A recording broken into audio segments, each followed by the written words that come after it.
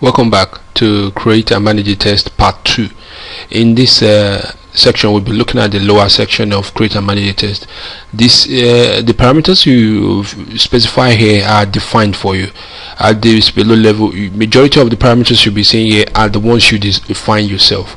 Now let's go down to what we have. We have the country.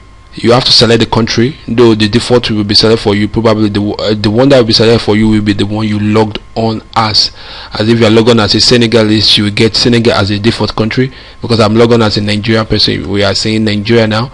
You need to select category. This category also will be populated based on your country. If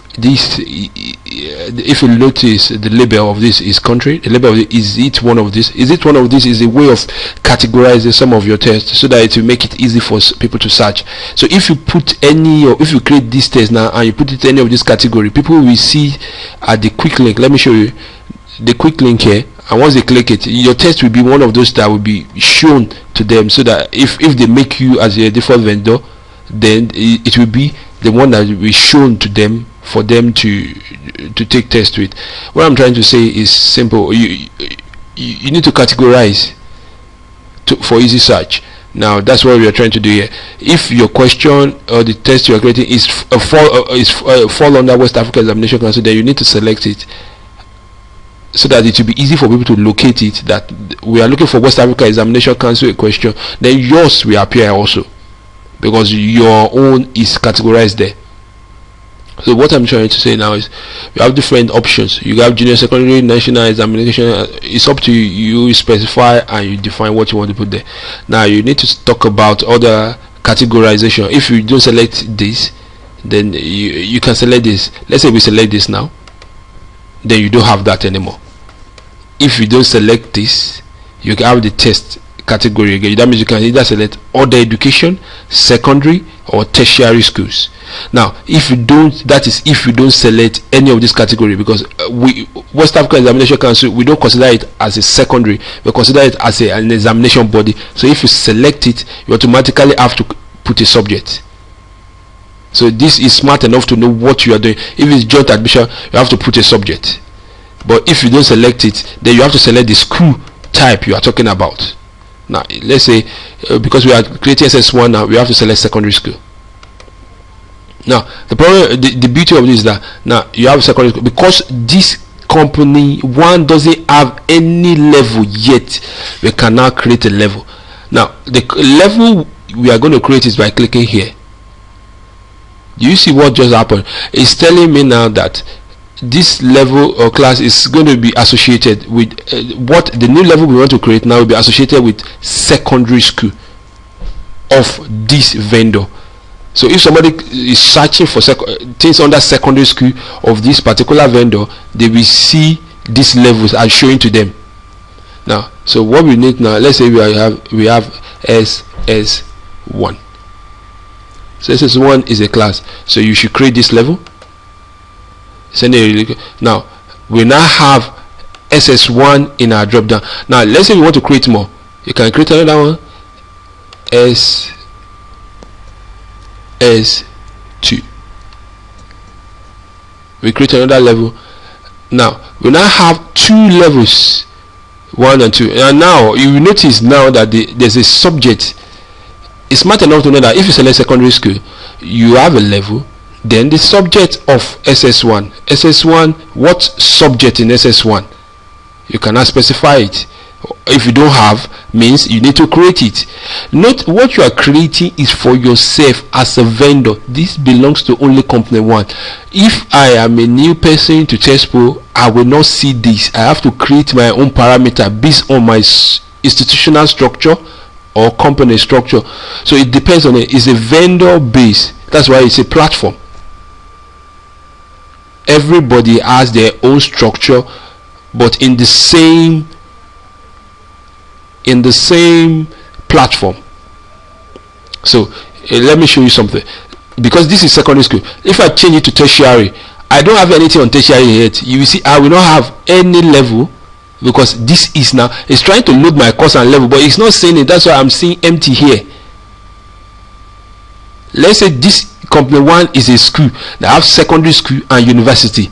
Therefore, you cannot specify the tertiary and say the tertiary section after defining the secondary school section, which should list this. Now it has just populated. Now because you select secondary school, now it's going to go and generate, look for all the ones that are the levels that are there. You see that the level just come now. You have to be patient, because what it's doing now, once you change this, it's sending a request to the server to get all the levels that are required to that particular category, that the category of school you have selected. So you have to understand how this thing works. So now, because in my secondary school I've created SS1 and SS2, I will see it. If I log in as the pool, I won't see SS1 and SS2 because it doesn't belong to the pool. Now let's go on. Let's create a subject, since we are doing English. Now it's telling me now that if you need to read through all these things, it's telling me that this is affiliated to this, which is going to be now be affiliated to this English. That means you'll be drilling. That is where your drill comes in, when we are in the introduction video, where you can drill down. So now I'll be able to drill down to secondary school, SS1 and English.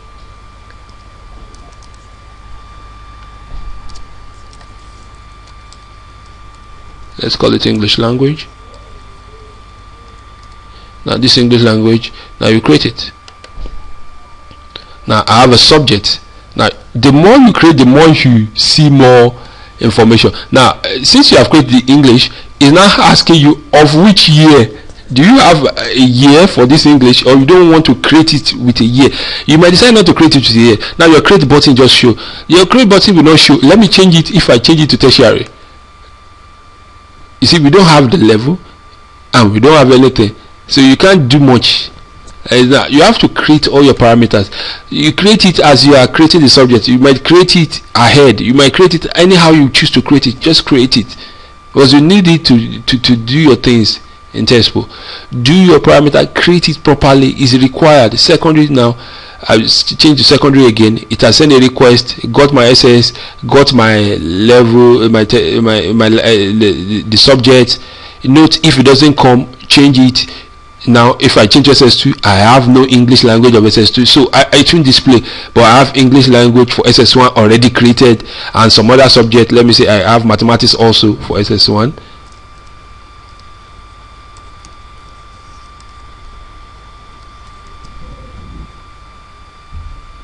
Now we create that. So now SS1 now has English and mathematics, but SS2 has nothing. And because it has nothing, it doesn't make sense if we don't want to allow you to create anything. That's why the button disappeared. the create, they will disappear. Now if I change it back to SS2, I will get my SS1, my button will come back. You see, my button came back, telling me now that I can create, because I've defined so far so good. We are satisfied that we know the subject, though you have not given us a year, which I would like to also provide, a year 2011. Now if I say create that 2011, because this year will now be affiliated to the English language that you have created.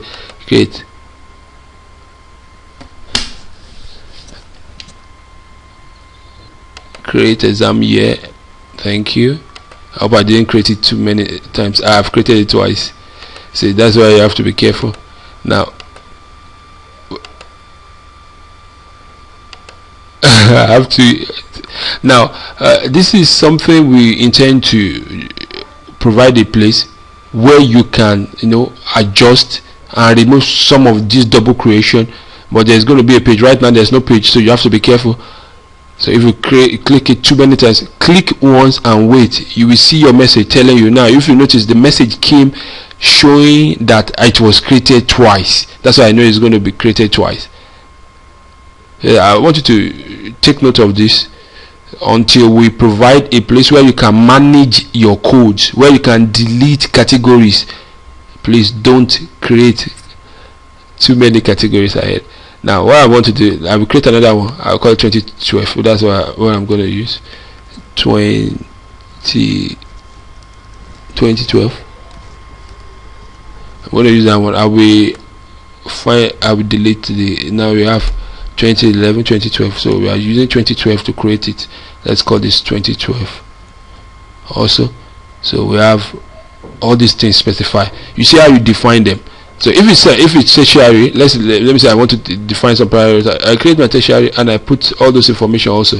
I can do it. Now you have to be careful if you try to create it like this, because you didn't provide some of this parameter, because it's seen you as a tertiary, it might bounce you. But if you create it on the long run, it might not be visible to search. So define all your parameters, specify the timing of the test, time allotted, that is the time is expected to take the test, maybe 30 minutes. If it's 45 minutes test, specify 40 minutes and let everything be intact so that it will be easy to search. The essence of doing all these things in the right way is for you to make it easy. Right now we are doing for a secondary school, and it is SS1, and it's English language, and it's a 2012 test, and it's an objective, not a theory. It's a 40 minutes test, and can click create. Yeah, it's created. You see it now. So we have successfully created this SS1 English test. You see, it's pretty convenient. If you go back to now, all those variables I've created will remain from now on. You know, when we came here initially, we had no variable, everything was blank. Now if you go to search and use, we will start seeing things that looks more, you know. Okay, let me refresh. Once you see your page not coming out right, just refresh.